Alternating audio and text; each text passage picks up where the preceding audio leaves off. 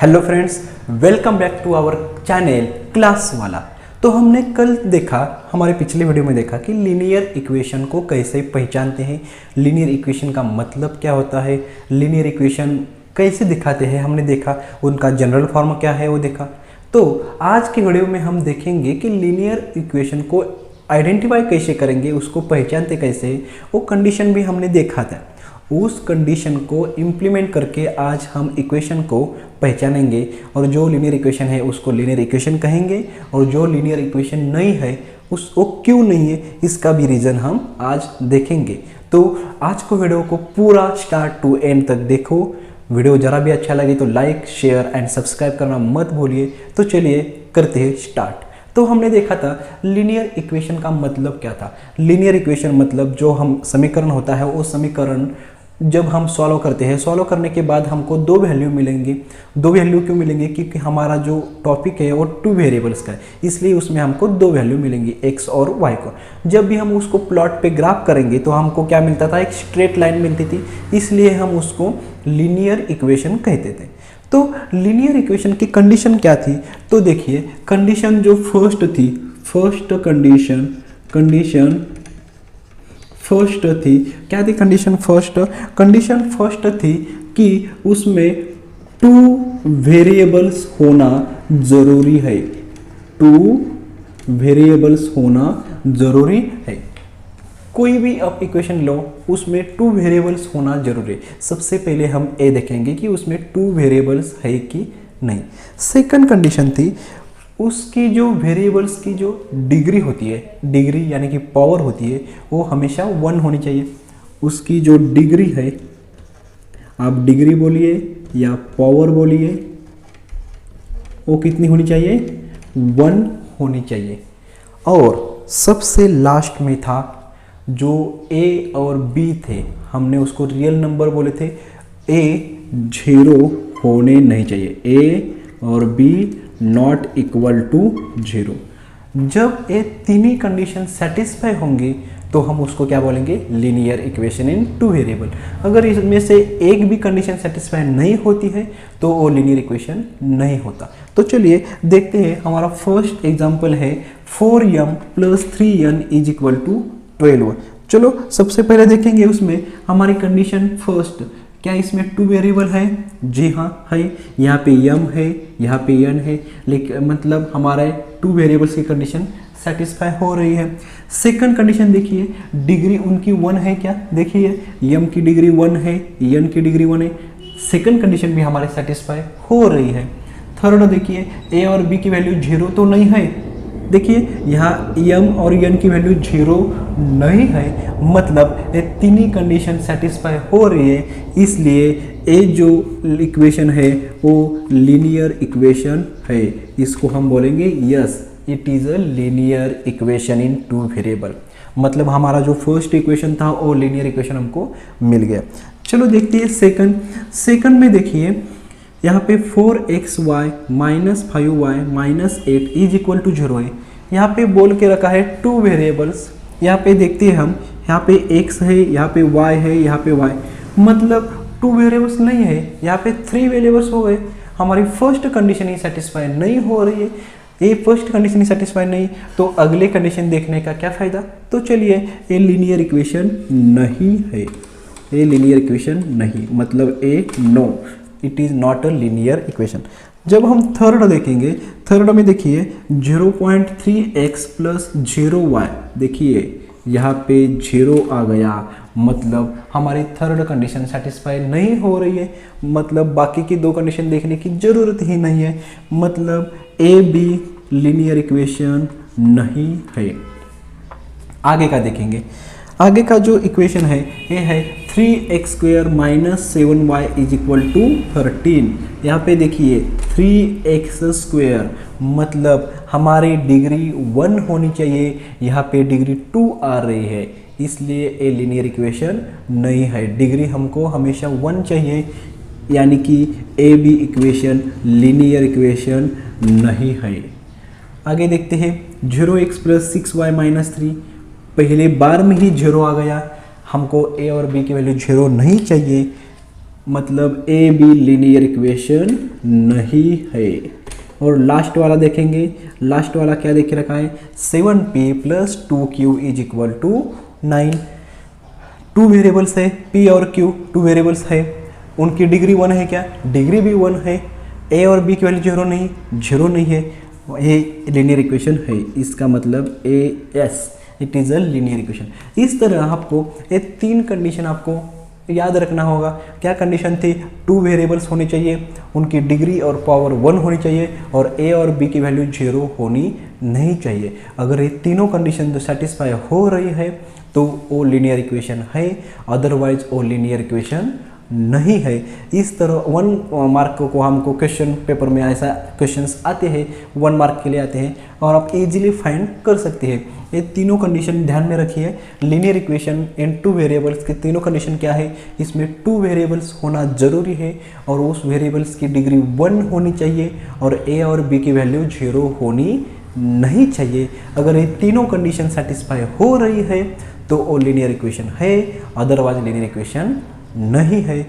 I hope आपको ये पूरी कंसेप्ट क्लियर हो गई होगी। अगर वो पूरी कंसेप्ट क्लियर हो रही है तो ज़रूर लाइक कीजिए, अपने फ्रेंड के साथ शेयर कीजिए और सब्सक्राइब करना मत भूलिए। तो हम आगे देखेंगे कि साइमल्टेनियस इक्वेशंस मतलब क्या, उस साइमल्टेनियस इक्वेशन को हम सॉल्व कैसे करेंगे।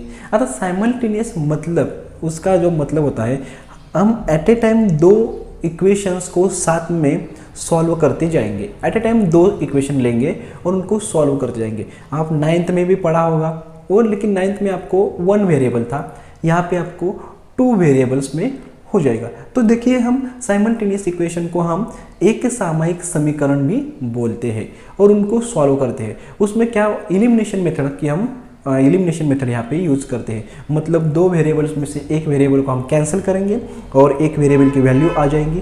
वो आई हुई वैल्यू हम इक्वेशन फर्स्ट में पुट करेंगे, हमको सेकंड वेरिएबल मिल जाएगा। तो चलिए देखते हैं ये साइमल्टेनियस मेथड होती क्या है। तो देखिए, यहाँ पे हमने एक एग्जाम्पल लेके लिखा है 5x - 3y = 8। सेकेंड इक्वेशन है 3x + y = 2। इसको सॉल्व करना, देखिए लीनियर इक्वेशन को सॉल्व करना मतलब हमको 2 वैल्यू मिलेंगी ही मिलेंगी, एक x की वैल्यू मिलेंगी और एक y की वैल्यू मिलेंगी। जब भी हम इसको सॉल्व करेंगे तो हमको 2 वैल्यू मिलेंगे। तो चलिए देखते हैं, इसमें जो पहला इक्वेशन है, गिवन लिखते हैं हम यहाँ पे, गिवन, यहाँ पे हमको गिवन क्या क्या देके रखा है, गिवन में लिखेंगे हम इक्वेशन फर्स्ट क्या है हमारा, 5x - 3y = 8। इसको हम लिखेंगे equation first. Second 3x + y = 2, इसको देंगे इक्वेशन नंबर सेकंड। जब भी हमको इस साइमल्टेनियस इक्वेशन को सॉल्व करना होता है तो इसमें भी एक 2 कंडीशन है, और ये कंडीशन हमेशा याद में रखना। क्या कंडीशंस है वो, तो सबसे पहले आपको मालूम होना चाहिए सेम पेयर। ये आप रट लीजिए, ये ध्यान में रखिए, लिख के रखिए, कहाँ भी लिखिए, लेकिन ये हमेशा याद रखिए, सेम पेयर होना चाहिए। और जो सेकंड है वो अपोजिट साइन होना चाहिए। अब आप बोलेंगे क्या लिख रखा है सेम पेयर अपोजिट साइन, आपको आगे आगे समझ में आ जाएगा। तो चलिए, इसमें 5x - 3y = 8, 3x + y = 2। तो यहाँ पे देखेंगे तो आपको समझ में आएगा, यहाँ पे x का कोएफिशिएंट 5 है, यहाँ पे x का कोएफिशिएंट 3 है, यहाँ पे y का कोएफिशिएंट 3 है, यहाँ पे y का कोएफिशिएंट कोई नहीं मतलब 1 है, और आगे 8 और 2 है। जो मैंने यहाँ पे लिखा है सेम पेयर, सेम पेयर का मतलब होता है जो इक्वेशन फर्स्ट में जो x का कोएफिशिएंट हो और इक्वेशन 2 में जो x कोएफिशिएंट हो वो सेम होनी चाहिए, और y का जो कोएफिशिएंट हो वो और इक्वेशन सेकंड में y का कोएफिशिएंट हो सेम होना चाहिए। यहाँ पे जो हम देखेंगे तो यहाँ पे x का कोएफिशिएंट 5 है, यहाँ पे x का कोएफिशिएंट 3 है, तो सेम है क्या, नहीं है। y का देखेंगे, यहाँ पे y का कोएफिशिएंट 3 है, यहाँ पे y का कोएफिशिएंट 1 है, यहाँ पे भी सेम नहीं है, मतलब सेम पेयर हमारी नहीं है। सेकंड जो है अपोजिट साइन है क्या देखेंगे, यहाँ पे देखिए माइनस है, यहाँ पे प्लस है, यानी कि अपोजिट साइंस है लेकिन सेम पेयर नहीं है। हम इसको सेम पेयर कर सकते हैं, कैसे सेम पेयर कर सकते हैं? अगर हमने इक्वेशन 2 को जो 3 से मल्टीप्लाई करेंगे तो हमको सेम पेयर मिल जाएंगे। कैसे? देखिए, इक्वेशन 2 को जो 3 से मल्टीप्लाई करेंगे तो यहाँ पे 3y हो जाएगा, यहाँ पे 3y, मतलब सेम पेयर हो जाएगा। और अपोजिट साइन तो ऑलरेडी है, तो यहाँ पे लिखेंगे हम मल्टीप्लाइंग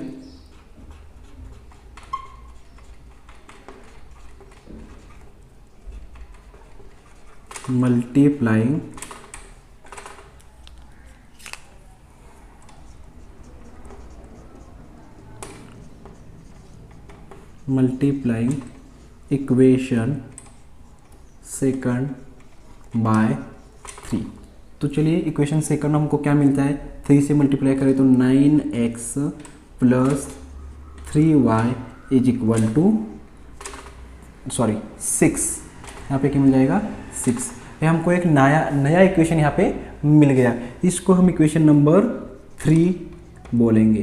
तो देखिए, इक्वेशन हमको 3 मिल गया, और इक्वेशन फर्स्ट और 3 जब हम लेंगे तो हमारा ये कंडीशन सेटिस्फाई हो जाएंगे, सेम पेयर और अपोजिट साइंस। हम यहाँ पे लिखेंगे taking equation 1 and second.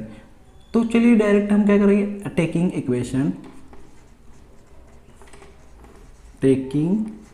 Equation 1 and 3।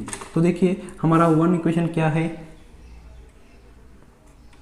5x minus 3y is equal to 8, और सेकंड है 9x plus 3y is equal to 6। यहाँ पे हम देखो सेम पेयर मिल गए, 3y सेम पेयर मिल गया, और अपोजिट साइन भी मिल गए, प्लस और माइनस।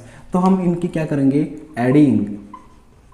जब भी एक कंडीशन सेटिस्फाई होंगी, सेम पेयर अपोजिट साइन, तो उनकी एडिंग करेंगे, और यहाँ पे जो सेम साइन आएंगे तो हम उनकी सब्सट्रैक्शन करेंगे। वो बाद में आपको समझाता हूँ मैं। तो देखिए, एडिंग किया हमने। देखिए यहाँ पे क्या, 9 plus 5 14x, a plus minus cancel हो गया, बचा 8 plus 6 14, that is 14x is equal to 14, यानी कि x is equal to 14 upon 14। हमको x की वैल्यू क्या मिल गई है? x is equal to 1। देखिए, हमको वैल्यू मिल गई, x की वैल्यू 1 मिल गई, और जो x की वैल्यू 1 मिल गई वो हम इक्वेशन फर्स्ट या सेकंड में कहीं पर भी पुट कर सकते हैं। देखिए क्या करेंगे? Put x is equal to 1 in equation first. क्या है हमारा equation first? 5x minus 3y is equal to 8। यहाँ पे देखिए, हमारी x की वैल्यू क्या है? 1, that is 5 into 1 minus 3y is equal to 8। 5 1 जा 5, दैट इज 5 मिल गया, माइनस 3y मिल गया इज इक्वल टू 8। अब ये जो 5 प्लस है, अगर इस साइड चला गया तो माइनस हो जाएगा। तो क्या होगा? देखिए यहाँ पे minus 3y is equal to 8 minus 5। क्या मिल गया हमको? Minus 3y is equal to 8 में से 5 चला गया तो बच गया 3, और यहाँ हमको ये माइनस 3 मल्टीप्लाई अगर यहाँ पे गया तो डिवाइड हो जाएगा, y is equal to 3 upon minus 3, यानी कि हमको y की वैल्यू मिल गई -1। इस तरह से हमको x और y की वैल्यूज मिल गए। हम यहाँ पे लिखेंगे x y is equal to 1 minus 1। इस तरह हमको साइमल्टेनियस इक्वेशन को सॉल्व करना होता है। इसको हम एलिमिनेशन मेथड भी बोलते हैं। एलिमिनेशन मेथड मतलब जो दो वेरिएबल में से एक वेरिएबल को कैंसिल करना, उसमें से एक आपको वैल्यू मिलेगी। वो जो वैल्यू है वो इक्वेशन फर्स्ट या सेकंड में पुट कीजिए और पुट करने के बाद आपको और एक वैल्यू मिल जाएगी। अगर आपको लिखना है टेक अ स्क्रीनशॉट, ठीक है।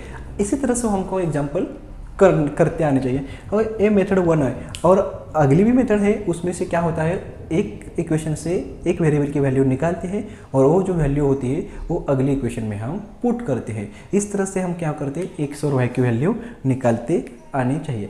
तो आगे ये सॉल्व एग्जाम्पल है वो हम अगले वीडियो में बनाएंगे, क्योंकि मैं वीडियो बहुत लंबा नहीं बनाता हूँ, क्योंकि आप वीडियो देखते होते बोर हो जाते होते। अगर आपको ये वीडियो ज़रा से भी अच्छा लगा तो लाइक कीजिए, सब्सक्राइब कीजिए और शेयर करना मत भूलिए। Thank you.